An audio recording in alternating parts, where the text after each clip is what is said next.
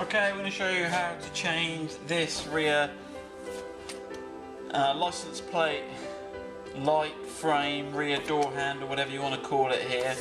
You might want to colour code it to be the same as the car. You may want to try and upgrade it to the later type, which we've looked at. It's not as easy as we first thought, but we'll show you how to take this off.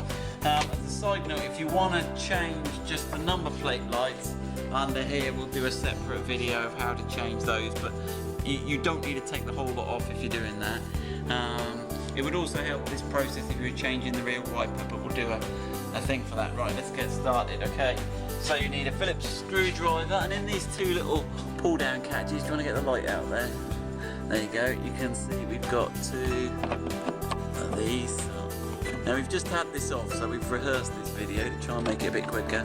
So some of the screws aren't fully in. Right, so there's one there, and then there's one here.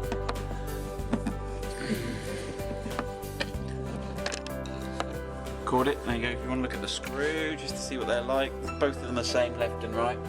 Okay, now the next job is a little tricky, but basically you've got to pull down, and there's some popper clips holding this top plastic on, so, and it all comes off at once. Like that, there you go. So it's better if you can get two of you on it, and basically you've got these little clips here holding it on. Okay, so we'll put that to one side. Right, now what you'll need is a 10mm socket on a small extension like so, and I'll point out to you where the screws are. So they're actually nuts, sorry, and there's one in that cavity there, and if Kate gets the light in the right angle like that, here you'll see that, and then the next one. Okay, so if you zoom out a bit, Kate, so they're all the same nuts. 1, 2, 3, 4, 5, 6. Okay, so let's have a go now again. We do these up too tight to make it quicker for this video.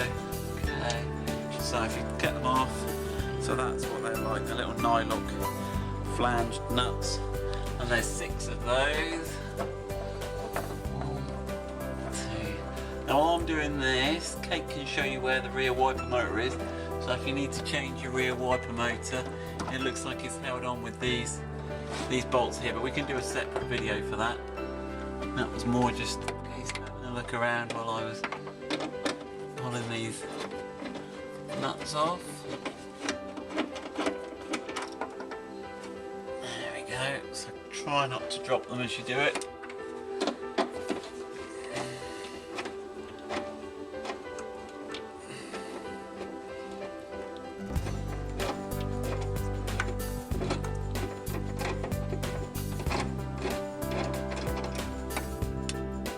Okay, there we go. For this one here.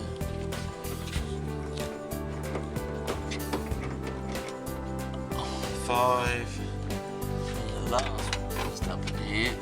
So once you've got that up, you've got to remember that the handle is then sort of loose on the top, although they tend not to move too much because they've got the studs coming through. So there's the 6. There we go, we've got those out there, and there's the 2 screws.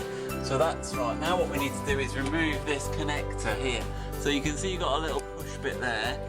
So if I get there and push that, slide those 2 apart. Now bear in mind now, you do not have the key handle release, so you can't open your back door. If you get stuck at any point here, like we did earlier, use your key fob, your remote control key fob, and there's a open the boot bit on there. Okay, now you've got to give it a bit of a jiggle to get this one up. Okay, the screws are kind of tight the way Land Rover have designed it.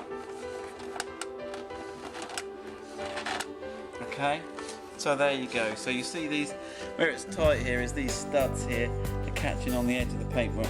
But you've got these 6 studs, okay? Now what you can do is this little grommet here, give that a pull, that will come out complete with there, okay? So that's that assembly out, and you can see it's got the 2 number plate lights in here and the handle switch and the wiring loop. Okay, so